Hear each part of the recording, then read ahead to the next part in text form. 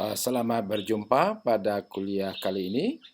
Dan pada hari ini topik yang akan kita bahas adalah mekanisme ketahanan tanaman terhadap infeksi virus. Sengaja dalam latar belakang saya tampilkan 3 referensi utama dalam mata kuliah ini.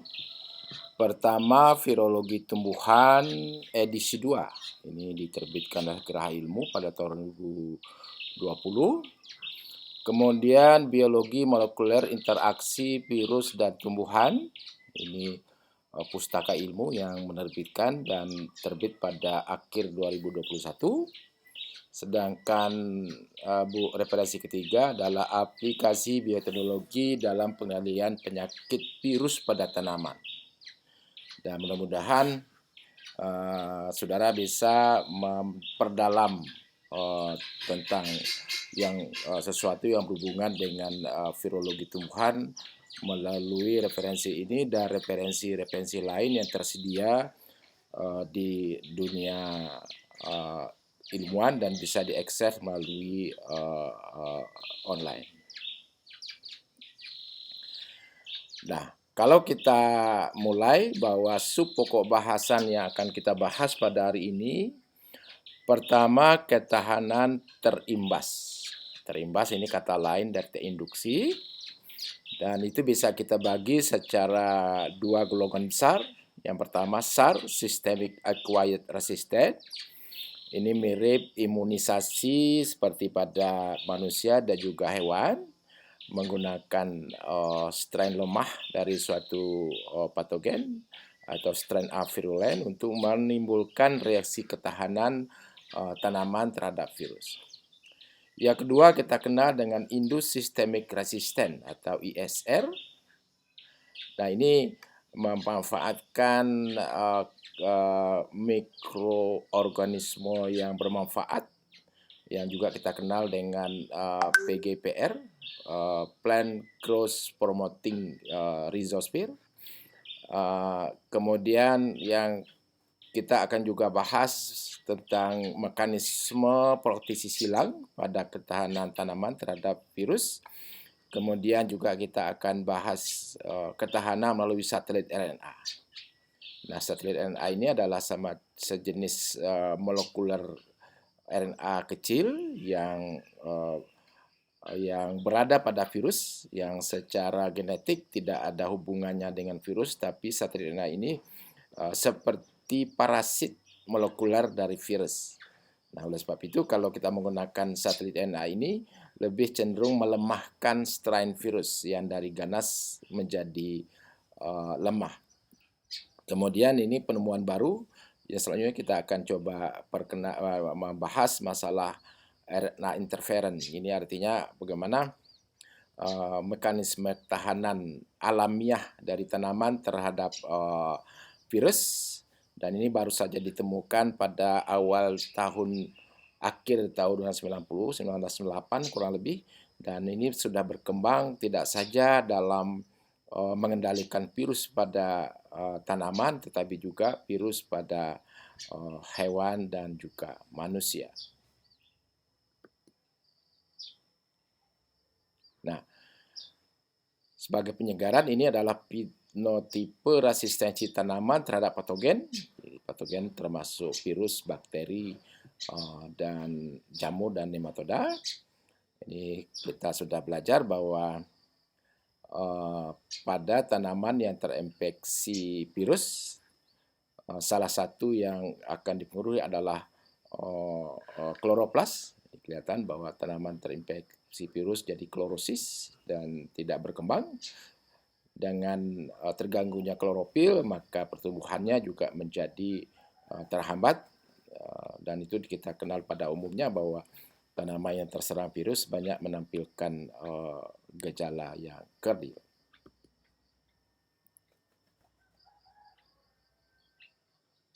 Nah, sekarang kalau kita lihat bagaimana hubungan patogen dengan tanaman inang. Jadi jadi hubungan patogen dengan tanaman itu lebih kita kenal dengan hubungan patologi. Adalah hubungan yang spesifik yang dikendalikan secara genetik antara patogen dan tanaman. Nah, kalau kita lihat golongan besar, yang pertama yang kita kenal dengan non-host resistant. Resisten karena tidak ada hubungan genetik antara patogen dengan tanaman. Sebagai contoh misalnya patogen penyebab penyakit bulai pada jagung, kalau kita inokulasikan kepada coklat, dia tidak akan bisa menimbulkan penyakit pada coklat. Kenapa? Karena coklat bukan host dari patogen itu. Nah, kedua yang disebut dengan host resistant, itu yang kita kenal umum bersama, dan ketahanan tanaman yang host resistant ini lebih dikendalikan secara genetik ya, dan itu pun bisa kita bagi dua. Pertama, ketahanan yang dikendalikan oleh poligenik ya, atau ketahanan horizontal, dengan tipe ketahanan medium untuk semua ras patogen. Kemudian kebalikan dari itu adalah ketahanan vertikal, dikendalikan oleh satu atau beberapa gen, monogenik atau oligogenik, dan biasanya mengekspresikan protein R, gen R mengaktifkan gen ketahanan, dan pada umumnya spesifik ras, tetapi mempunyai ketahanan yang sangat tahan. Jadi berbeda dengan horizontal yang medium ketahanannya, tapi yang vertikal ini ketahanannya benar-benar tahan, artinya bisa menghambat perkembangan patogen. Nah, kalau kita lihat hubungan patologis tadi, bahwa pada umumnya tanaman itu tahan terhadap mikroorganisme. Hubungan patogenik itu merupakan hubungan yang sangat spesifik. Sebagai contoh misalnya, terdapat 100.000 jenis jamur yang bisa menimbulkan penyakit pada tanaman, dan hanya beberapa yang bisa menimbulkan penyakit pada tomat, karena sebagian besar itu non-host resistant, jadi dia tahan terhadap ini.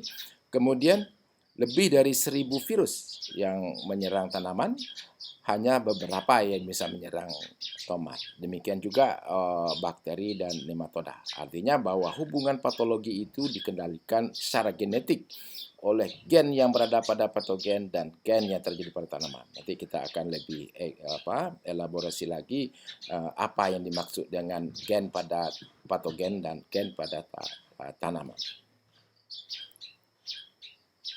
Nah, kalau kita lihat skema mekanisme tahanan pada level molekuler virus ya, jadi tanaman, jadi kita lihat di sini bahwa reaksi antivirus pada tanaman inang dikendalikan secara molekuler melalui protein dan asam nukleat. Ini di sini bahwa virus kan kita sudah belajar partikel virus itu ada protein, ada asam nukleat.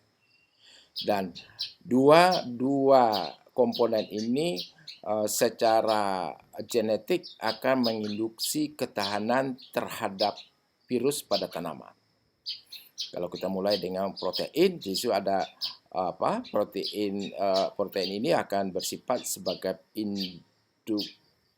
penginduksi atau elisitor terhadap mekanisme ketahanan pada tanaman. Demikian juga dengan genom. Jadi pada protein itu kita kenal dengan PR protein. Kemudian kalau di genom itu lebih kita populernya lebih kita sebut dengan RNA silencing, yang bisa mendegradasi virus, RNA virus, sehingga virus tidak bisa berkembang. Nah, sekarang kita mulai dengan ketahanan terinduksi atau terimbas. Ini gambar ini menunjukkan bahwa ada dua golongan besar ketahanan terhadap sistemik. Yang pertama kita kenal dengan indus systemic resistant.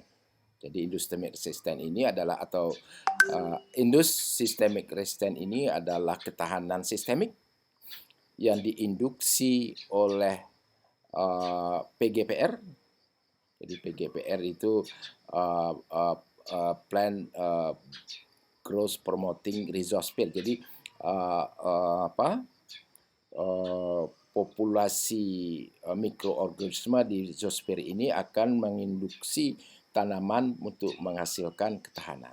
Dan banyak sekali PGPR yang termasuk yang hidup di perakaran tanaman yang sangat populer. Kita kenal ada mycorrhiza, kemudian ada rhizobium, dan kita juga kenal dengan mikroorganisme lain yang sangat besar populasinya pada perakaran, dan itu akan menyumbang atau menduksi ketahanan sistemik pada.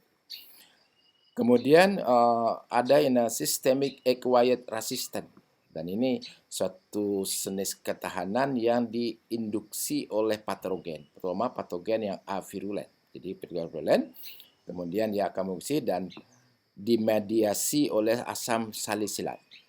Sedangkan pada indus systemic resistant yang tadi PGPR itu akan diinduksi atau diperantarai oleh jasmoid acid dan etilen. Nah, ini saya kira perbedaan besar pada dua jenis ketahanan sistemik yang terjadi pada tanaman.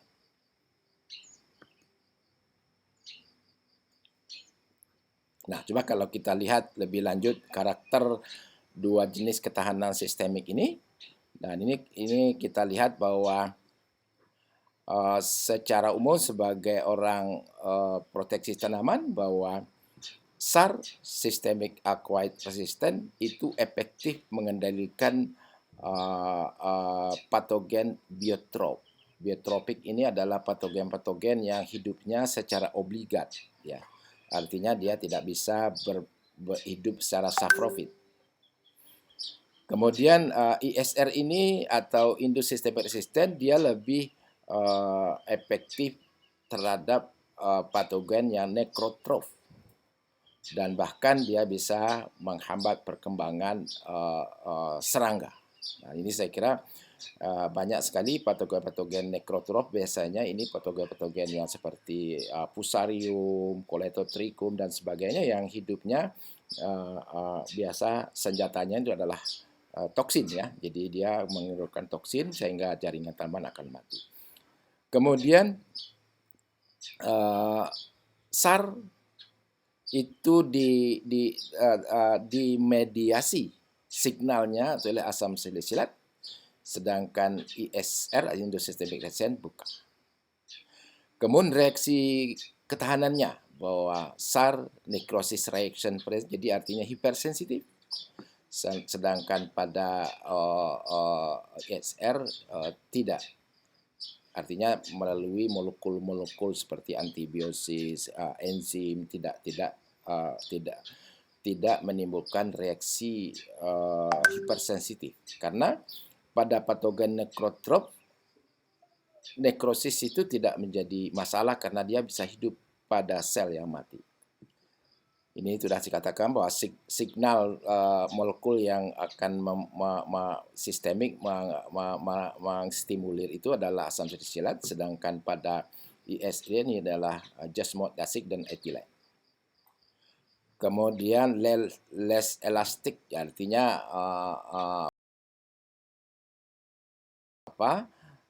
dia lebih spesifik ketahanannya, sedangkan pada ISR ini lebih luas, ya, malah tidak hanya patogen, serangga juga akan tahan terhadap serangga. Dan dalam virologi kita tahu bahwa serangga ini adalah faktor penyebar dari virus, maka ISR juga berperan dalam hal pengendalian virus. Kemudian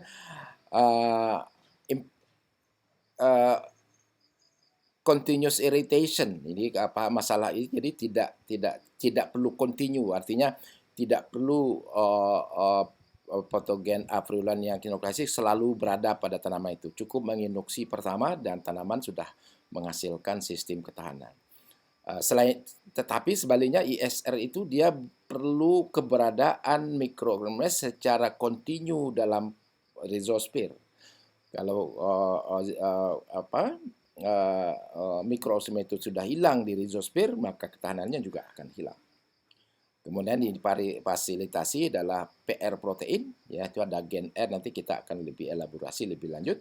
sedangkan pada IS itu adalah gen-gen multigenik yang akan berperan dalam memproduksi senyawa-senyawa antimikroba. Jadi akhirnya SAR ini lebih ke lebih mirip imunisasi, sedangkan ISR ini lebih ke arah biodiversitas, kelengkapan biodiversitas. Termasuk agensi hayati seperti trichoderma itu lebih arahnya ke ISR bukan SAR. Yang ini saya kira banyak sekali penelitian mahasiswa yang menggunakan trichoderma, tapi kadang-kadang dia tidak mengerti sebenarnya di mana mekanisme ketahanan yang diinduksi oleh trichoderma itu.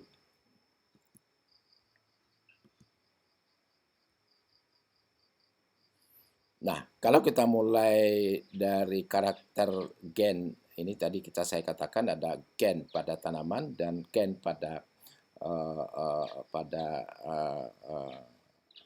patogen. Coba lihat di sini.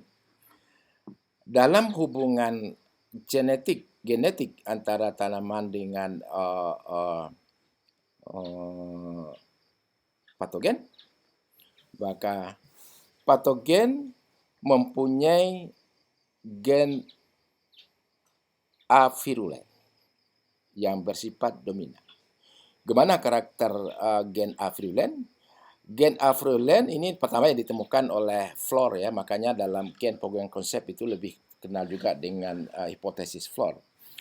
Kemudian gen avirulen ini merupakan gen olfatogen, gen yang menghasilkan gejala patogenitas yang rendah.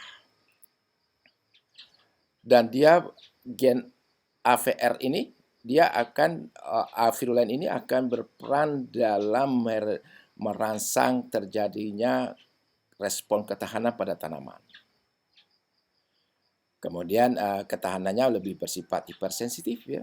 Sedangkan A kecil P kecil ini artinya bahwa patogen itu tidak mempunyai gen AVR atau gen avirulen. Artinya apa? Patogen yang A kecil P kecil itu pada hakikatnya dia adalah virulen, tapi sifatnya resesif.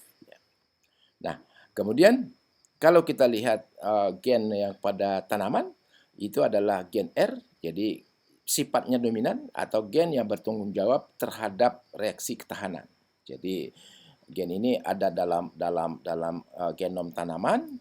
Dia adalah gen yang menjadi pengenal dari patogen, ya dia untuk mengenal patogen, dan dia adalah gen major ini dominan untuk mengekspresikan reaksi ketahanan. Dan dia akan mengontrol interaksi gen dengan gen yang ada pada patogen dan juga tanaman. Kemudian gen R ini lebih bersifat memproduksi protein yang bisa menginaktivasi toksin yang dihasilkan oleh patogen.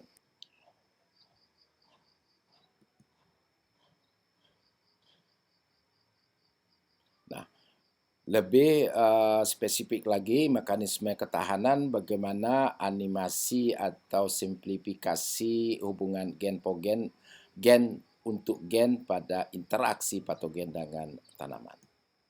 Coba perhatikan bahwa ini adalah patogen yang punya gen AVR. AVR ini avirulen gen. Kemudian akan menghasilkan produk gen, biasanya protein, yang kita kenal dengan elicitor. Nah, di pihak lain, tanaman mempunyai gen R.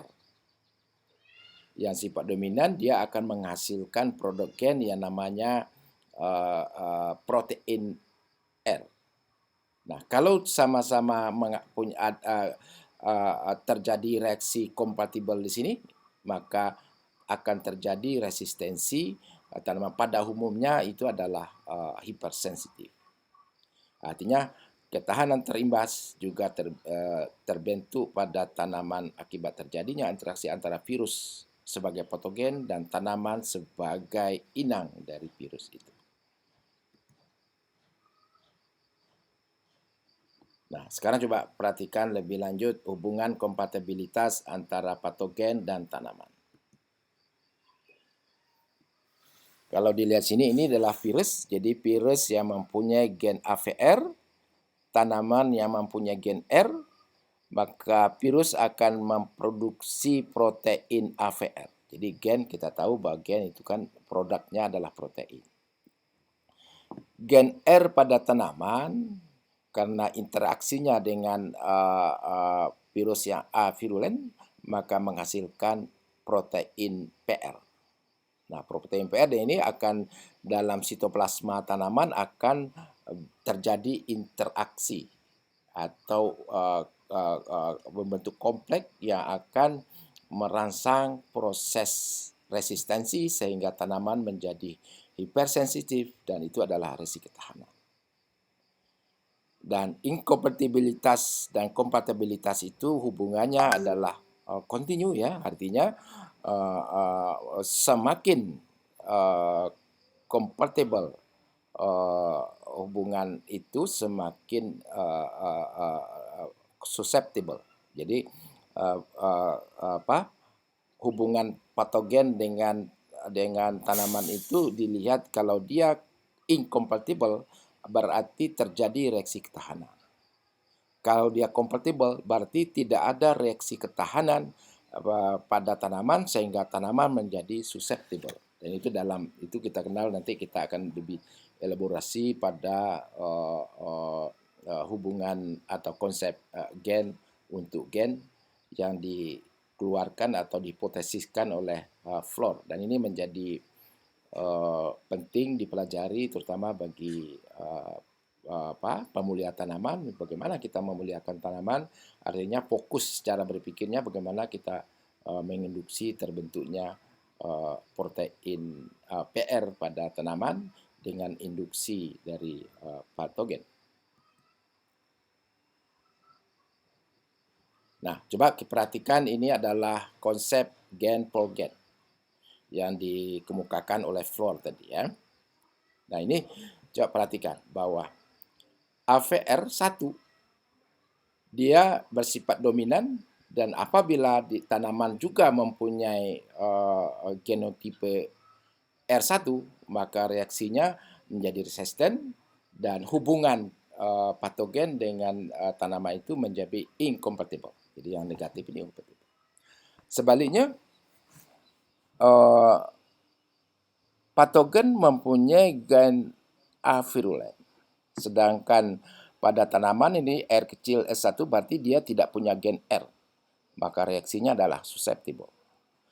Demikian sebaliknya bahwa A kecil, P kecil, R kecil ini artinya patogen tidak mempunyai gen AVR atau gen yang bisa menghasilkan gejala yang ringan. Dan ini kalau ditemu jadi positif dan itu secara berpikirnya seperti itu. Jadi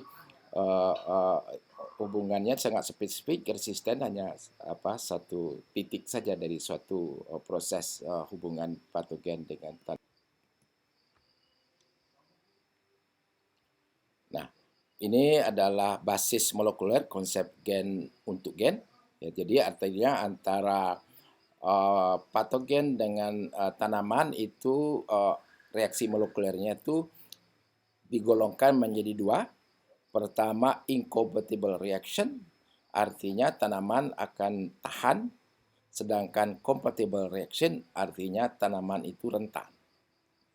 Nah, ini adalah proses mekanisme kerja dari gen-gen yang terdapat pada tanaman dan juga gen terdapat pada patogen termasuk virus. Ini hubungan kompatibilitas, ini penjelasan saja sebenarnya ya. Artinya sel tanaman dengan patogen kalau terjadi kompatibel artinya tanaman akan susceptible.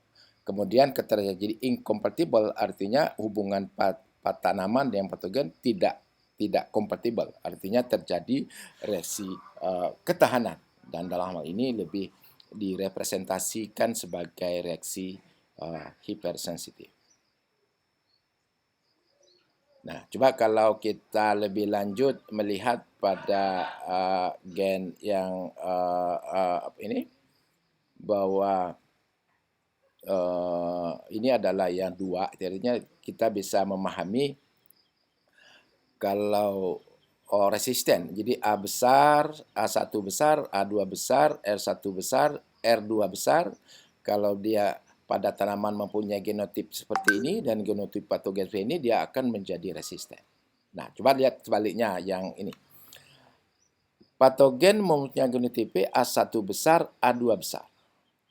Sedangkan tanaman mempunyai genotip R1 kecil, R2 kecil, akan terjadi reaksi susceptible. Nah, oleh sebab itu, saudara coba pahami bagaimana logiknya untuk bisa menentukan susceptible atau resisten pada genotipe antara tanaman dengan patogen. Saya kira ini saya kira perlu saudara pahami filosofinya untuk mengetahui bagaimana proses terjadinya ketahanan pada hubungan gen dengan gen.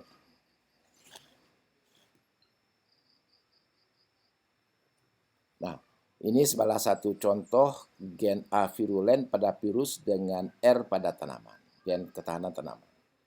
Nah, dalam potato virus W contohnya bahwa ini adalah virus yang menyerang pada kentang, yang berperan sebagai gen A virulen itu adalah gen penginduksi kod protein.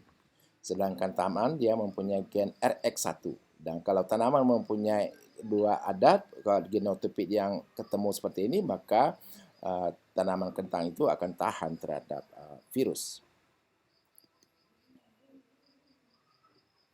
Nah, kita sekarang membicarakan masalah proteksi silang. Jadi proteksi silang adalah tanaman yang terinfeksi virus strain lemah akan menjadi tahan terhadap virus strain kuat, ganas.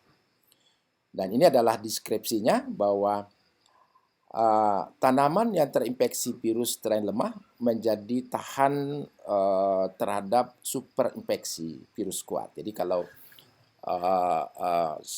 satu tanaman, misalnya tomat, sengaja kita inokulasikan oleh Cucumber virus misal yang strain lemah, maka tanaman itu akan tumbuh tapi tidak menimbulkan keparahan penyakit yang tinggi.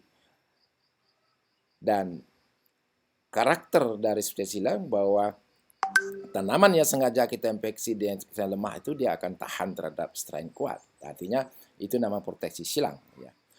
Nah, makin semua proteksi silang itu masih diteliti karena ternyata tidak saja pada level protein virus tapi juga terjadi pada level asam nukleat. Ini sebagai contoh. Cacao Solensis virus ini adalah virus yang sangat berbahaya pada tanaman coklat. Ini termasuk OPTK ya, virus yang dilindungi jangan masuk ke Indonesia karena banyak sekali petani coklat kita akan menjadi parah kalau dia terinfeksi Cacao Solensis virus. Nah, di luar negeri Cacao Solensis virus ini mempunyai banyak strain. Dan sengaja kita inokulasikan coklat itu dengan strain lemah. Sehingga dia akan terlindungi oleh strain kuat dari Cacao Solensis virus. Jadi sengaja, jadi semirip seperti imunisasi juga sebenarnya. Jadi bagaimana kita sengaja kita inokulasi dengan strain lemah untuk mendapatkan ketahanan terhadap strain kuat. Dan itu saya kira prinsipnya persis seperti imunisasi pada manusia dan juga hewan. Nah, ini adalah salah satu mekanisme dari proteksi silang yang terjadi pada tanaman. Ini adalah salah contohnya lah Cucumber virus. Jadi Cucumber virus itu mempunyai satelit RNA. Jadi satelit RNA tadi adalah RNA yang berprosesasi dan berada dalam partikel virus helper. Virus helper ini virus yang ditumpangi oleh satelit RNA dan bukan bagian dari genom virus. Jadi satelit RNA sebenarnya lebih sifatnya mengganggu. Jadi dia tidak itu. Dan keberadaan satelit RNA ini akan mengurangi patogenisitas dari helpernya itu. Dan sebab itu sengaja dimasukkan satelit RNA kepada Cucumber virus sehingga Cucumber virus itu menjadi tidak digunakan untuk melindungi tanaman. Jadi lebih juga seperti vaksinasi seperti silang tadi yang kita ini kan. Dan ini sudah dilakukan secara komersial pada tanaman-tanaman yang untuk mengendalikan virus.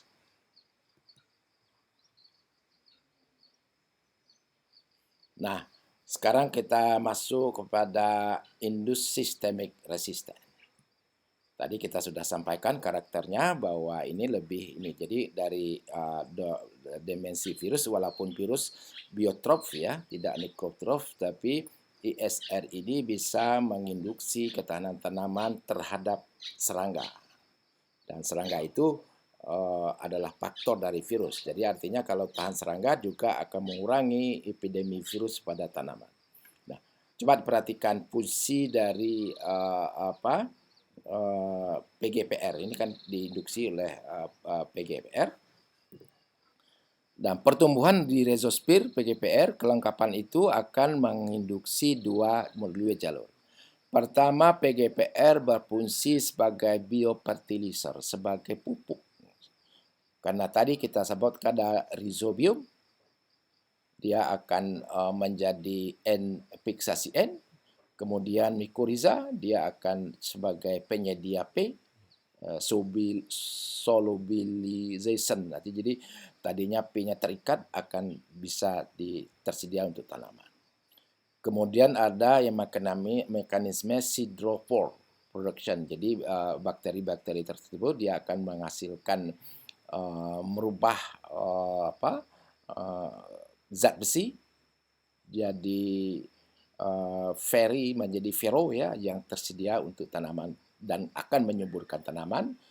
Dan ini fungsi biofertilizer. Nah, PGPR dalam biokontrol atau penilaian hayati, maka dia akan menghasilkan antibiosis. Dan antibiosis ini seperti saudara tahu bahwa trichoderma salah satu kan dia mekanismenya antibiosis. Kemudian PGPR itu juga akan menghasilkan lytic enzim. Lytic enzim ini lebih arah ke ketahanan terhadap jamur ya. Kemudian ISR itu sendiri, nah ini lebih ke arah lebih luas lagi ya, patogen ya juga termasuk serangga. Dan ini merupakan suatu mekanisme dari ISR dalam indus systemic resistant dalam meningkatkan ketahanan tanaman. Nah, kemudian kita akan melihat ketahanan alami tanaman terhadap virus melalui RNA interferen. Ini RNA interferen. Jadi RNAi. Dan ini sudah banyak diteliti. Ini ada di YouTube ini kuliah yang diberikan oleh Barbara Rodgers PhD, ini calon doktor ya dari Departemen Jurusan Fitopatologi dan Mikrobiologi di Ohio University. Jadi RNA interferen ini adalah RNA yang bisa mendegradasi RNA virus. Dan mekanisme terbentuknya itu secara genetik yang terjadi pada tanaman inang. Jadi RNA interferen adalah fenomena gen silencing. Jadi gen hilangnya ekspresi gen yang terjadi setelah terjadinya transkripsi dan akan dengan mekanisme degradasi spesifik messenger RNA sehingga protein itu tidak terbentuk karena RNA-nya sudah didegradasi. Dan termasuk RNA virus. Kalau RNA virus terdegradasi, maka virus tidak akan terjadi patogenesis dari virus itu, jadi akan terhenti. Nah, coba perhatikan ini ini kerjanya, mulai ininya. Jadi ini adalah dsRNA. Ini tergantung kalau untuk ketahanan virus, dsRNA ini berasal dari genom virus, ya. Kemudian dia akan merangsang terbentuknya dicer. Ini adalah enzim endonuklease yang dihasilkan oleh tanaman untuk memotong-motong dsRNA virus ini menjadi small interferon RNA. Kemudian small interferon RNA ini akan membentuk kompleks dengan protein yang dihasilkan tanaman dan berfungsi sebagai pemotong atau pendegradasi messenger RNA. Kalau dsRNA berasal dari virus, maka yang akan diinikan yang komplement dengan urutan basa yang nukleotida yang ada pada gen virus itu, dan akan terjadi degradasi dan akan menghentikan aktivitas virus dalam membentuk penyakit pada tubuh. Dan ini adalah sejarah penemuannya, jadi ini relatif baru, ya. Jadi RNA interferon ini ditemukan oleh Mello dan Fire. Ini adalah dari Medical School, di Massachusetts Medical School, ya. Jadi ini di Stanford University, dan dia sudah mendapat hadiah Nobel dalam bidang medicine dan fisiologi pada tahun 2006. Artinya orang menemukan itu, dan sekarang RNA interferon ini tidak saja digunakan di dunia medik untuk melakukan terapi terhadap penyakit-penyakit manusia, tetapi sudah membuka jalan untuk terapi penyakit virus pada tanaman. Jadi kita bisa menggunakan interferon itu untuk membebaskan tanaman dari infeksi virus. Nah, ini penemuan baru. Dan sekarang sudah banyak sekali penelitian-penelitian yang dilakukan untuk menggunakan interferon ini, baik digunakan dalam pendekatan eksogenus, artinya dengan aplikasi semprot, ya. Ada juga yang digunakan dengan pendekatan tanaman transgenik. Kalau kita lebih jauh lagi masalah mekanisme sintesis dari siRNA, coba perhatikan bahwa di sini di gambar ini saya gambarkan bahwa secara alamiah RNA berfungsi sebagai regulator ekspresi gen melalui penghambatan transkripsi dan translasi. RNA yang terdiri atas dua jenis, ya. Ada mikro interferon RNA dan small interferon RNA. Kedua itu dibedakan bahwa mikro interferon RNA lebih diarahkan untuk mengendalikan ekspresi gen tanaman, karena dia terbentuk dari hasil transkripsi gen tanaman dalam inti. Sebaliknya, small interferon RNA itu diinduksi oleh eksogenus. Eksogenus artinya bisa dari luar. Jadi kalau tanaman terinfeksi virus berarti eksogenus, bisa diinduksi oleh RNA virus. Sehingga resisel itu tergantung yang akan menginduksinya. Jadi kalau seandainya dia diinduksi oleh RNA virus, maka degradasi yang akan dilakukan terhadap RNA virus juga. Nah, ini adalah salah satu contoh dsRNA virus melalui terbentuknya DNA yang berasal dari gen virus. Ini kita sudah belajar pada replikasi virus bahwa pada tahap replikasi virus itu ada tahap pengkopian genom yang akan membuat dsRNA. Jadi replication intermediate RNA, dan ini juga salah satu yang bisa merangsang ketahanan tanaman terhadap virus itu sendiri. Nah, ini saya kira lebih kita sudah belajar bagaimana tahapan replikasi dari virus itu. Nah, ini adalah mekanisme kerjanya, ya, tadi sudah diinikan. Jadi dsRNA ini boleh DNA virus atau sengaja kita buat dsRNA atau small hairpin ya, ini hairpin, kemudian akan dipotong oleh dasar tanaman membentuk ini PSI ini viral small interference RNA, kemudian akan terbentuk kompleks. Nah, ini kompleks ini adalah kompleks yang akan mendegradasi RNA virus. Jadi kalau virus masuk, maka RNA-nya itu akan segera dipotong oleh kompleks atau RAISC ini, RNA induced silencing complex. Ya, ini adalah kompleks yang terdiri atas small interference RNA dari virus dan protein tanaman yang berfungsi sebagai endonuklease. Protein dalam saya maksud ini adalah protein yang bersifat sebagai enzim endonuklease.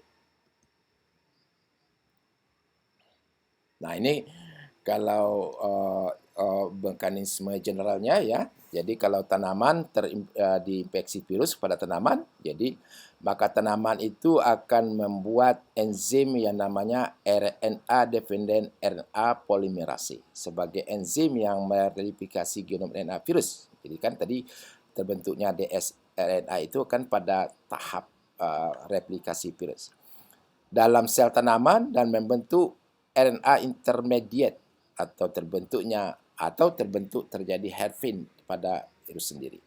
Kemudian diser yang dihasilkan tanaman akan memotong-motong menjadi 20 viral small interference RNA yang berukuran 21 sampai 24 nukleotida dan ini akan berfungsi sebagai antivirus ya.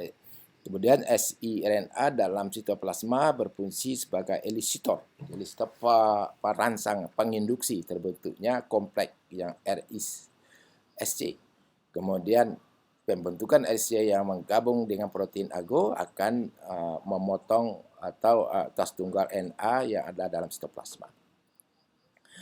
RSG dalam sitoplasma yang dipandu oleh utas tunggal siRNA akan memandu RSC menemukan urutan nukleotida yang komplement dengan siRNA pada genom virus. Kemudian RSC pada yang ini urutan ke-6 ini adalah RSC akan memotong genom virus pada runutan nukleotida yang komplement.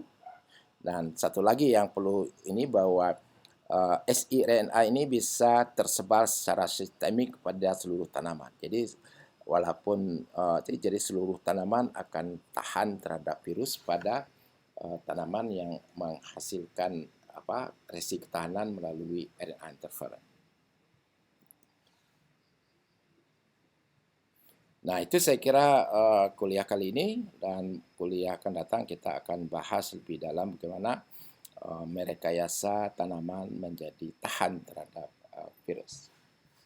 Demikian.